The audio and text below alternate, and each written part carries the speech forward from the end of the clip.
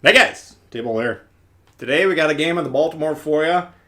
Einstein on the screen here. This is the build, and I got a new screen we're gonna try. You guys are always asking me about what mods, and usually I'm not at my home setup when I'm looking at these comments, so I can't really effectively answer that question. So I put that screen there. You guys let me know in the comments if you think that's a helpful screen or if it's just a waste of time. Anyway, here we got a match on the map Northern Waters, I believe. Domination mode, we're in the middle. We're going to take in fairly aggressive point here, that little island to the southeast of B. This one I haven't really figured out how the flow of the game goes quite yet, so we're just going to try this island. I do want to point out, though, as we're getting into position, with a little bit of luck here, we are going to close in on 10,000 subscribers in fairly short order on this channel. So thanks, everyone, for the support. It's been a wild ride and I appreciate it quite a bit. But as we close in on that, I'm kind of getting some sort of giveaway put together. It's in the planning stages right now, but I think we're going to have some sort of celebration. When exactly it's going to happen, I don't know. Stay tuned. But if you want to be involved with that, step number one, you want to be subscribed to the channel. And following on Twitter and being on the Discord also might be profitable. So just a little bit of a heads up there. For those of you that are interested, stay tuned. We'll probably do some big stream, but when exactly that'll be, who knows? Or the channel could collapse and we'll never hit 10,000. And you'll see, man, like VH1's Where Are They Now 20 years from now or something like that. Anyway. Now we've kind of gotten by our little island that we're counting on for cover. You can see it's a fairly central location. Now we have the ability to cover probably most of B with our radar, which is kind of why we want to be here. We also have pretty good coverage or cover from the people to the northeast. Fiji pops up though here, and look at this. We got one shot where we spot him, and by the time those shells start to hit him, you know, and it looks like we got 4 people targeting us. But we get the one citadel there. He's going to pop the smoke. And now look at the sequence. By the time those, I guess that second shot, we did have visual confirmation of his position there.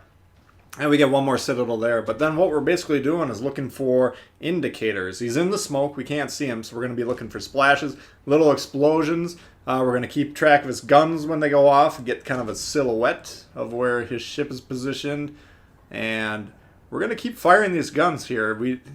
He can't really go anywhere. You know, he's got British smoke, which is a small thing. He was kind of basically beached on that island, so he doesn't have a lot of options. Now, this is kind of instructive on the desirability of moving around. If you're in that smoke, you can't just sit there in one position. Even if you only got 20 meters to work with, kind of move around, because basically once we get an idea of where that guy is, we keep bombing on him until he goes down.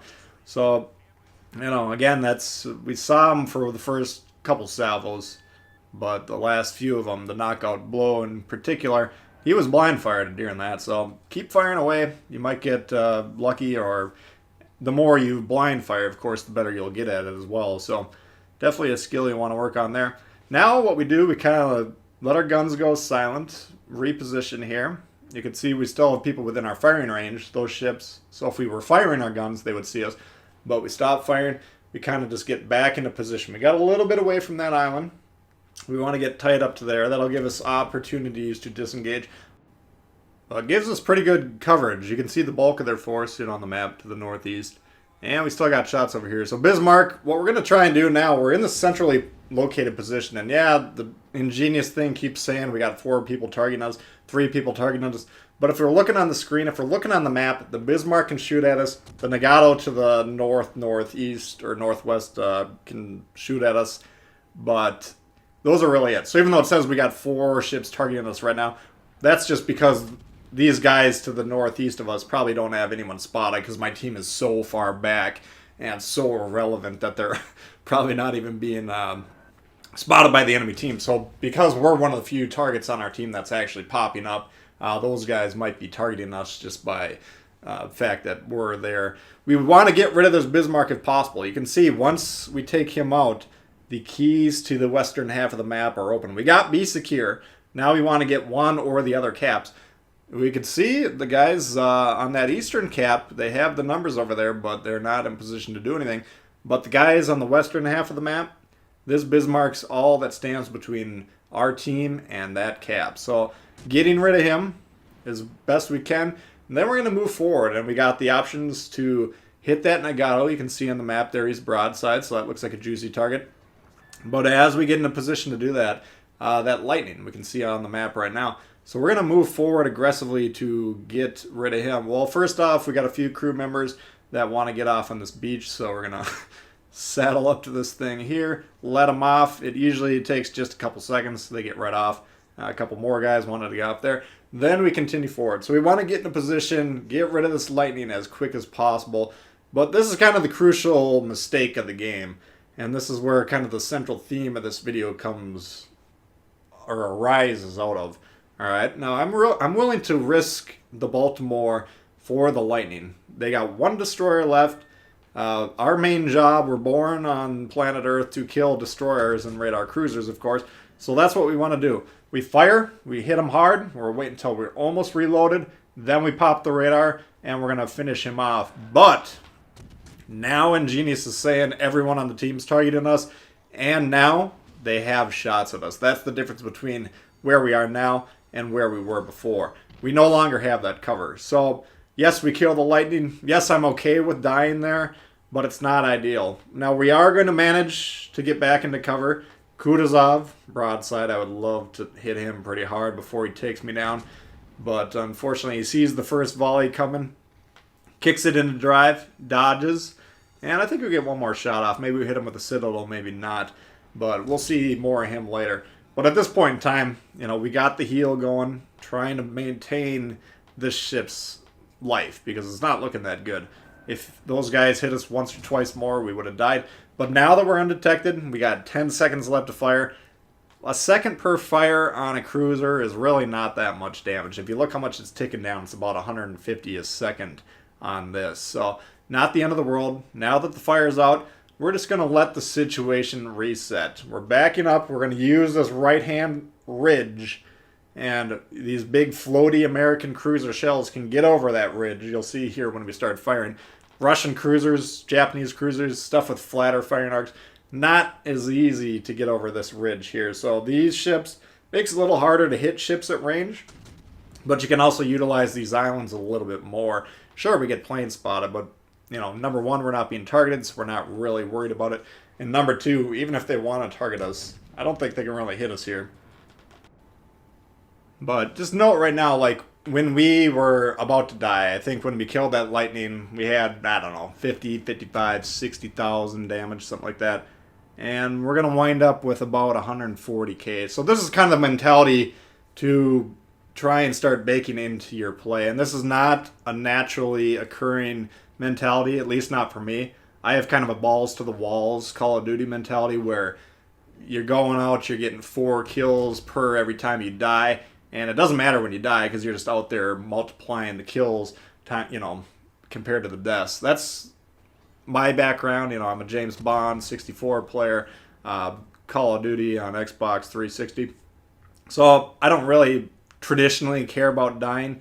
This game, though, once you die, especially if you're an above average player who should be helping your team, once you die, then you're really kind of screwing your team over because they're relying on you whether they know it or not. And as you people watching the videos, even if you're not a great player yet, because you're watching the videos, I know for a fact that you're going out of your way to learn about the game, and that is going to separate you from the pack, because most people that play this game don't take any time to learn, and they're always just going to be kind of mediocre. So whether you're still in the training phase or not, you should start considering yourself with that mentality. My life is more valuable. I need to kind of try and maintain my life. Now, what we didn't do, what we could have done, we could have turned tail, sailed all the way to the southwest, and then dragged the game out until 15 minutes. We're up, you know.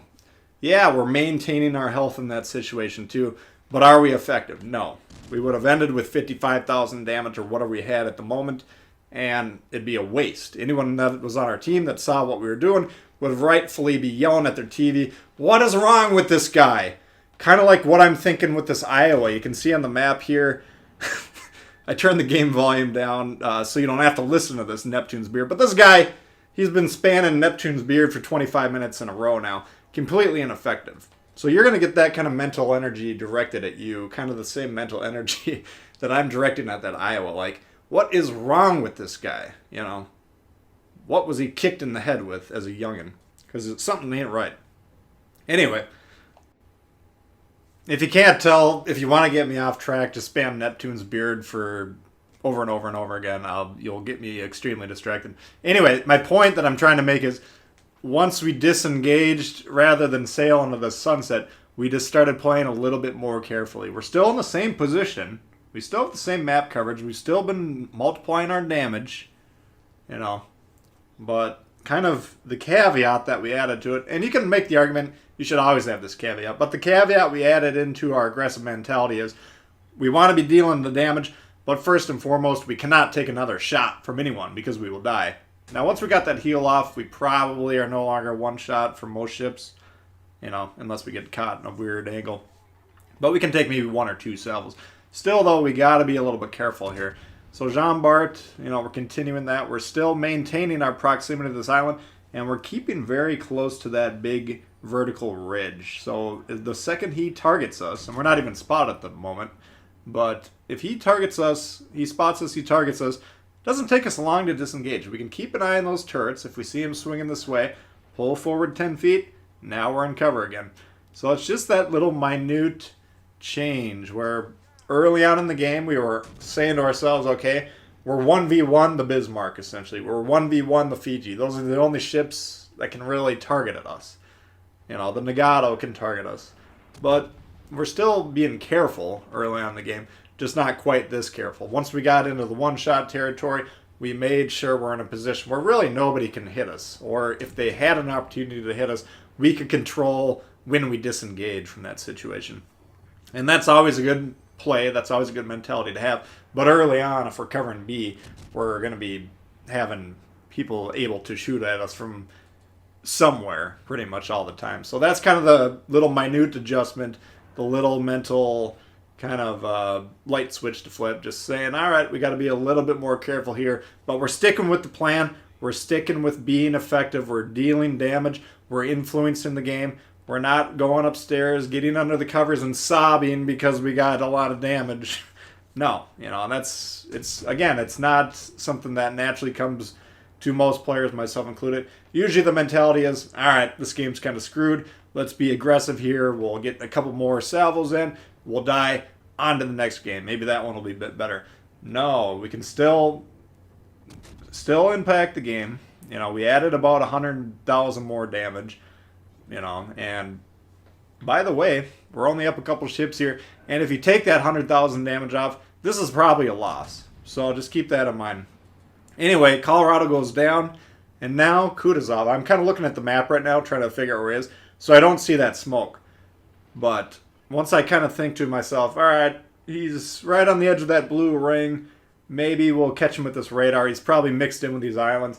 Then I see the smoke as soon as we pop it. So kind of a misplay there.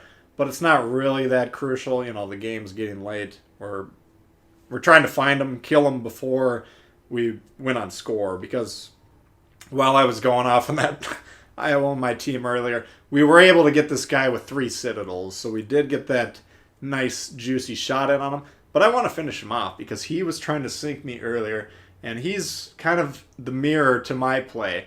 Aggressive, effective. He's going to be at the top of their scoreboard like we're going to be at the top of ours, and like us, he took that wicked salvo from us, disengaged, got into a new position, then resumed being effective. So even though we didn't have an opportunity to see from this guy's perspective that much, it was kind of 2 guys doing the same thing, and I thought that was a pretty good look at when to, I don't know if you want to call it disengage, because we didn't technically move or leave the situation, but we did kind of disengage as well. We dropped spot, let the situation reset, let the room clear, let the air clear, and then continue to hammer him home. So that's a look at the Baltimore for you guys. Hope you did enjoy it. If you did, please hit the thumbs up. New to the channel, consider subscribing. A lot of World of Warships coming all the time. Questions, comments, leave them below. I'd love to hear from you guys. And be sure to sub, again, if you want to stay tuned for these upcoming giveaways that are undoubtedly en route. And we'll see y'all later. All right, peace.